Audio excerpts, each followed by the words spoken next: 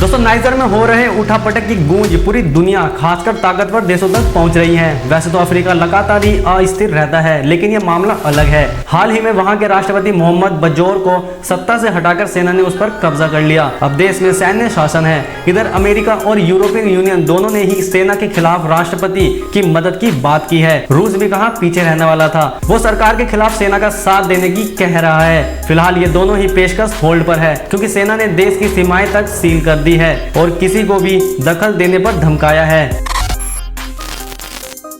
इसकी एक वजह खुद नाइजर के राष्ट्रपति मोहम्मद बजौम है। पिछले चुनाव के वजह से ही बजौम पर आरोप लगता रहा है कि वे देश के मूल निवासी नहीं बल्कि बाहरी हैं। असल में वे अरब माइनॉरिटी ग्रुप से हैं, जिसका संबंध मिडिल ईस्ट से रहा है। ये भले ही अफ्रीका में बस गए, लेकिन स्थानीय लोगों ने उन्हें कभी स्वीकार नहीं किया है। दोस्तों बाकी देशों में खदेड़े हुए आतंकी फिलहाल यहाँ शेल्टर लिए हुए हैं। नाइजर समेत ज्यादातर अफ्रीकी देश अक्सर बाकी दुनिया से कटे रहते हैं, और अगर यहाँ कुछ होता भी है तो किसी को खास फर्क नहीं पड़ता।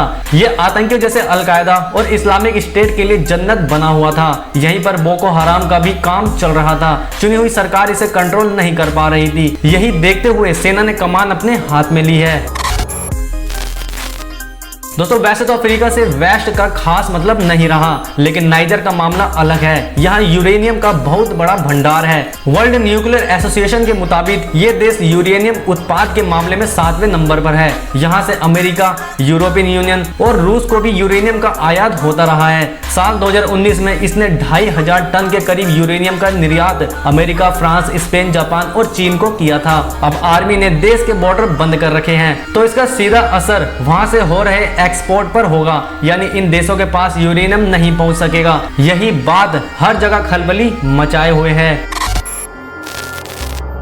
दोस्तों ये एक रेडियो एक्टिव एलिमेंट है, जिसका सबसे ज्यादा उपयोग न्यूक्लियर पावर तैयार करने में होता रहा है। इसी से हमें बिजली मिलती है। इसके अलावा परमाणु हथियार बनाने में, रिसर्च में, मेडिकल फील्ड और सेना में भी यूरेनियम काम आता है।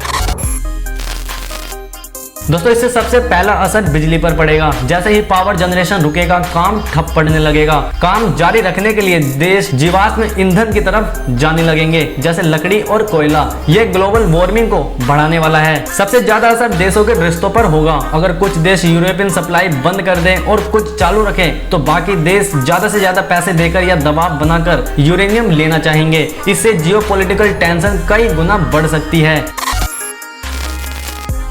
दोस्तों ये तो हुई नाइजर की बात, लेकिन पूरा का पूरा अफ्रीका महाद्वीप ही लंबे समय से जंग का मैदान बना हुआ है। सूडान में सेना और पैरामिलिट्री फोर्स के बीच टेंशन अब भी बनी हुई है। बीच बीच में वहां से इमारतों के जलने और लोगों के मरने की खबर आती है। संयुक्त राष्ट्र के अनुसार अफ्रीकी महाद्वीप में कुल 54 देश हैं। ये सभी देश कम ज्यादा समय के लिए लड़ाई में उलझे रहे हैं। दोस्तों इस वक्त भी वहां के कई देशों में, जैसे Algeria, Burkina Faso, Chad, Democratic Republic of Congo, Ghana, Ivory Coast, Mauritania, Mozambique, Niger, Sudan, Tanzania, Togo, Tunisia और युगांडा में आंतरिक लड़ाई झगड़े के हालात बने हुए हैं। यहाँ चल रही लड़ाइयों की किस्म अलग अलग है। कहीं गृह युद्ध हो रहा है तो कहीं जातीय संघर्ष। दोस्तों अफ्रीकी मामलों के जानकार ये भी संदेह जताते हैं कि महाद्वीप पर दिखता अंदरूनी संघर्ष असल में इंटरनेशनल स्तर की साजिश है, ताकि वहां के कच्चे माल और मैन पावर का पूरा फायदा पश्चिम ले सके। Journal of modern African studies के आर्टिकल में सिलसिलेवार ढंग से यह दावा किया गया है कि अफ्रीका में चल रही सिर्फ 30% लड़ाई ही आपसी है, जबकि बाकी 70% इंटरनेशनल देन है। देश अपने फायदे के लिए अफ्रीका को कमजोर बनाए हुए हैं।